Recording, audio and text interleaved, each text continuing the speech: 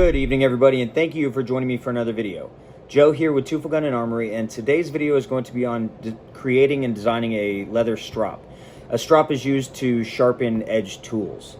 This is a video assignment for FTT 106 at Sonoran Desert Institute. My name is Joseph Marshall. It is July 5th, 2026 at right around 7 p.m. And with that being said, let's go ahead and get started. So the first part of this video is to show the completed strop up to this stage where it's leather mounted. Now, how did I get here? I basically literally went down to my local hardware store, and at hardware stores, they'll have industrial cutters, and people will come in there all the time and be like, hey, I need this piece of wood cut out of this piece of wood. And then there's a bunch of scraps left over, all of which are free. So go pick yourself up some free wood if you want to. A little bit of a hack there.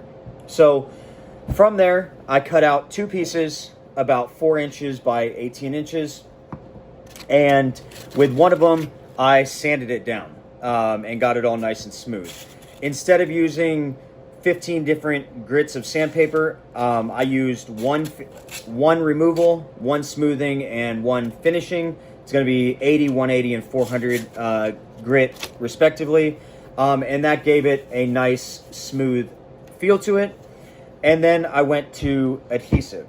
Now for the adhesive, I used the Gorilla Glue Ultimate Construction Spray Adhesive. And that is Instabond and takes very minimal time to actually tack up to where you can put it in there. Now it does take a little bit of time to cure, but overall it works.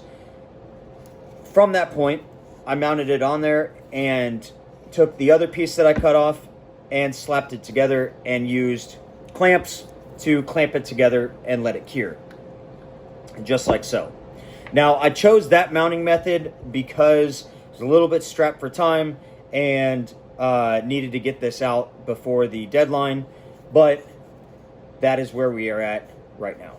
So one alternative method that you could use to get to this stage is double-sided tape. Now, double-sided tape will work, but it is not as long-lasting as what I used, and which, you know, is a con, but you can get it done faster in a pinch, which is definitely a pro when you're strapped for time. The manufacturer says to let it cure for 24 hours, but they said it'll cure faster in immense heat. So I ended up only giving it 2 hours, but I clamped it and put it outside for those 2 hours. And right now in Oklahoma, it's about 100 degrees outside. So it still gave it a very solid cure. And you know, that's my own time management issues. But at the end of the day, Mondays I dedicate specifically to schoolwork, and I ended up being tied up with an ATF issue for the entire professional workday, and it ended up being nothing, so that's great. But that being said, I only had 2 hours to let this cure, so that way I can get the rest of this video done and submitted by the deadline, which kind of stinks, but that's what happened, and that's what I'm rolling with. If you want to hear more about that situation, it was super long and drawn out, and I'll let you know. Just let me know below. When it comes to mounting, I didn't encounter any issues with the mounting process. I was able to make sure that the leather was smooth and flat by cutting out the exact portion prior to mounting it, and making sure that it wasn't fully tacked before smoothing it out and placing it against the other board. I would probably use this same method again, honestly. Like I said, it's a nice happy medium. So one of the benefits of having a handle on a strop is the ergonomics when you're moving it around, as well as being able to move it around.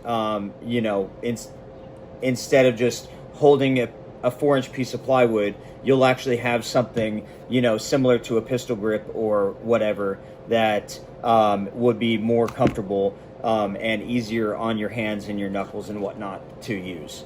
One of the considerations when putting this together is initially I had this straight across, but I got worried about it breaking right here once I started actually removing some material. And so I ended up changing it to a more curved approach here, but it'll basically be just a cylindrical sword style handle on this strop.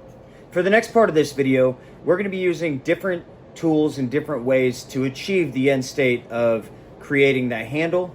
I'm going to start out by using a saw and this guide tool right here to remove a significant amount of the excess material from around here, so we can get into the rasping and filing, sanding, everything else like that, to get it looking really nice.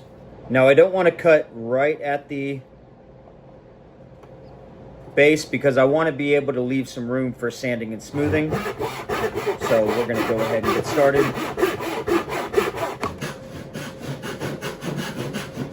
So it's starting to look good. I've been able to remove quite a bit of material from the edges, and we're getting almost to that ergonomic grip placement, and but I'd still like just a little bit more connection between my fingers and thumbs, and so we're going to keep going. So what I'm doing now is I'm utilizing the 80 grit sandpaper, which is the material remover, and I'm using this pool noodle because it helps with forming around edges, and as you can see, it's already starting to get a little bit rounded, and we're just going to keep making nice long strokes. Now once we get up to these corners, I'm going to end up using a chisel to kind of dig in and get some of this removed.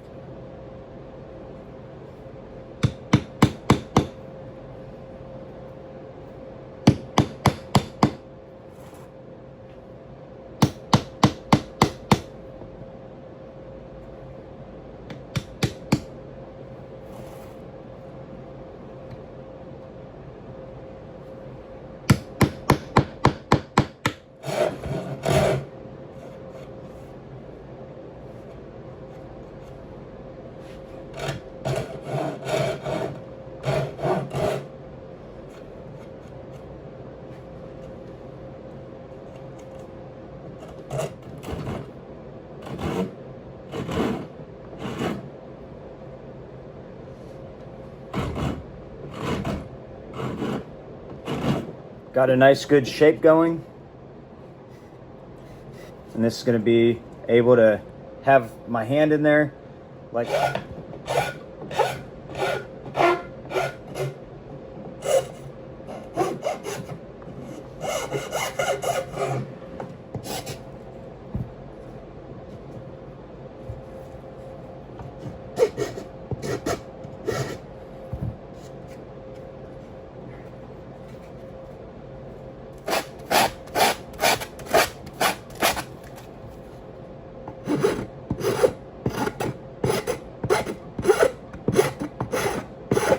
Got to round out this edge real quick because those edges are a little bit too soft, or too hard rather.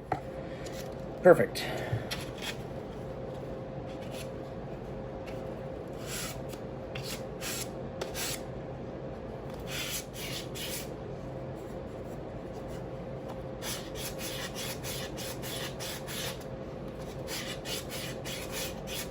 And now we use the finishing one,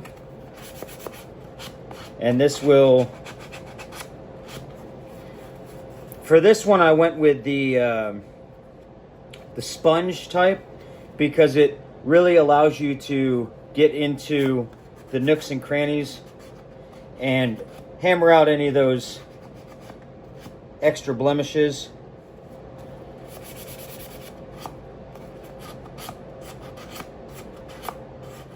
For sealing the strop, you need a few things. First off, you need gloves, eye protection. You just want to pour a little bit of it into a water bottle of some sort, and you're looking for a consistency near water, something that's easier to spread. The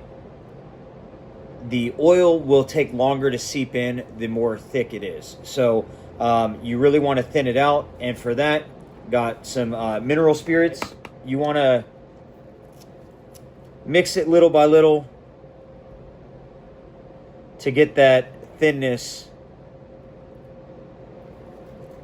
that you're looking for. And the lecture actually states that you want it somewhere just north of water. But there's other posts and stuff that I've read that say 50-50, some say 90-10. But you want it to be like just holding on. So I probably actually just used a little bit too much. But that's good right there. And then you're going to take a brush and you're going to brush it on. While you're doing this, this is going to naturally like bring out the wood naturally, the natural grain of the wood, which is super cool. What you're doing is you're coating it, and this is a sealer, and it's going to seal it so that way it will hold up better in environments. You want to do this process for about 15 to 20 minutes, because while you're doing this, you're actually going to be looking for any dry spots that pop up where the wood is actually, you know, soaking it up more than